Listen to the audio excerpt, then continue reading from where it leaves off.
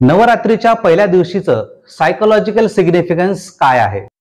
नवरात्रीच्या पहिल्या दिवशी शैलपुत्री मातेचं पूजन केलं जातं. शैलपुत्री माता म्हणजेच पार्वतीचं पहिलं रूप.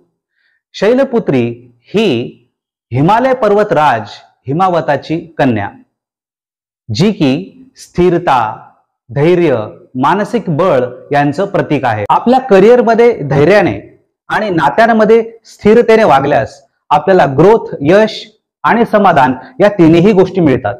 शैलपुत्री देवी आपल्याला धैर्य आणि स्थिरतेच्या माध्यमातून मानसिक बळ देत असते.